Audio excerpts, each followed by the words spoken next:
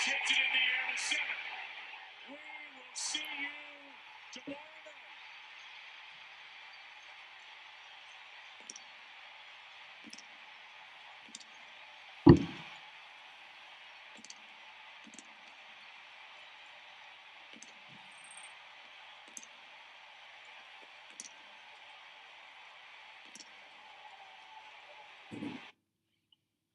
What's up, class?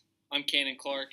I'm Adam Gilday. And I'm Riley Nielsen. For our Business of Sport project, we decided to do the MLB, Major League Baseball, the greatest American pastime. The development of baseball. Rules were first implemented in 1845 by Alexander Cartwright. Some of these rules were 3 strikes you're out, 9 players in the field, and shaping the field into a diamond that was originally a square. These rules were first used June 19, 1846. In 1857, the rules were changed for 9 innings for a game instead of the first team to 21 runs. In 1858, umpires now had the ability to call strikes on batters for repeatedly not swinging at good pitches. In 1880, home teams didn't have to bat in the bottom of the 9th inning if they had more runs than the away team. In 1892, bats were no longer allowed to have one flat side. The bat must be round. And in 1900, the home plate was changed from a square to the current day 5-sided shape. Modern baseball began to take form in 1876 with the founding of the National League, comprised of 8 original teams. The American League was founded in 1901, with the winner of each league playing each other in the World Series beginning in 1903. Expansion continued up until 1998 with the introduction of the Tampa Bay Devil Rays and the Arizona Diamondbacks, now leaving 30 Major League Baseball teams in total. 26.3% of current players are from outside the U.S., showing how much the game has expanded globally, with most players coming from Japan and the Caribbean, with other Asian countries and Australia also offering a fair amount of players. Professionalism. Professionalism in baseball began in 1869 when the Cincinnati Red Stockings began paying their players as a full-time job. Prior to 1869, many teams had secretly paid their best players under the table, but the Cincinnati Red Stockings were the first team to openly admit to being a professional baseball team. In 1927, Babe Ruth, the Great Bambino, the Colossus of Clout, recorded a record $70,000 for his annual salary income. By 1989, Rickey Henderson, Oakland's Man of Steel, earned a record $3 million after signing a 4-year contract.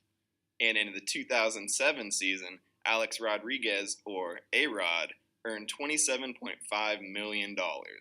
Wow, incredible. Look at that. Now the current MLB average is $3.8 million. Post-professionalism. Modern-day baseball has grown to accommodate amateur and professional players alike. Organizations such as Little League Baseball and the NCAA offer organized, governed leagues for young amateur players from childhood through college. With the rapid growth of baseball in the United States of America, the minor leagues was created. Consisting of 240 teams, it was gradually created to allow teams to develop young professional players. These organizations have developed a large following as well, with events like the College and Little League World Series drawing large TV audiences.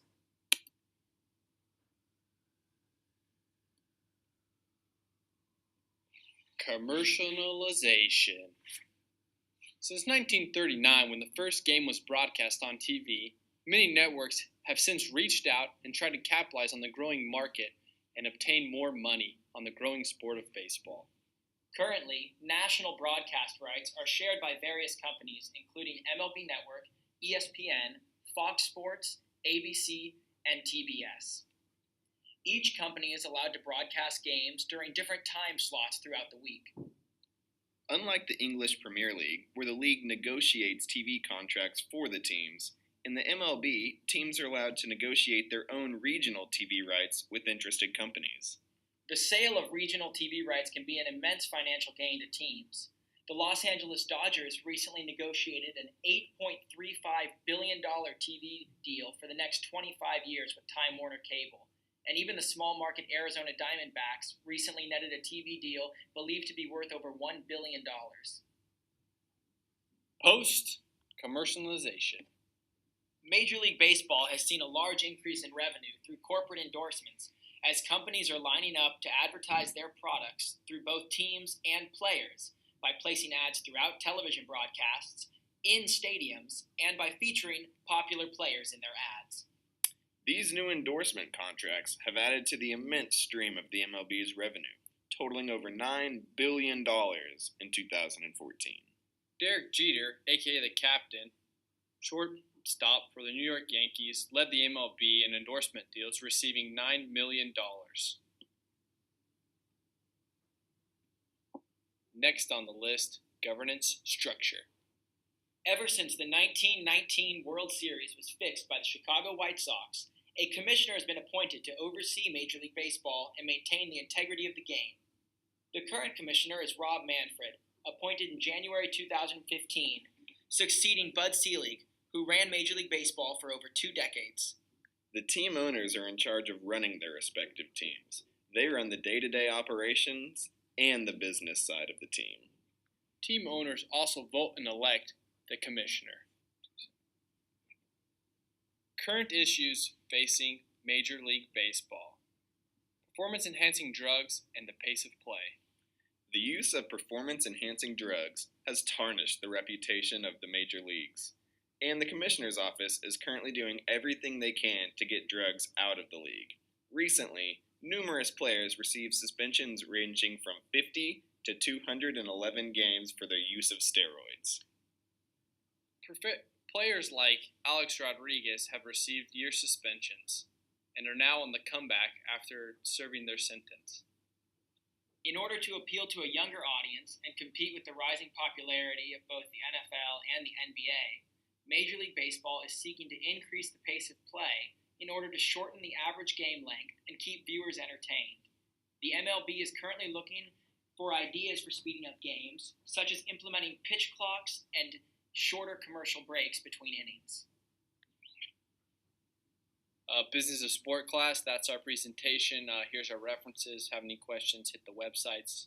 Come to the States one day, buy you a hot dog, take you out to the game, get you everything a popcorn.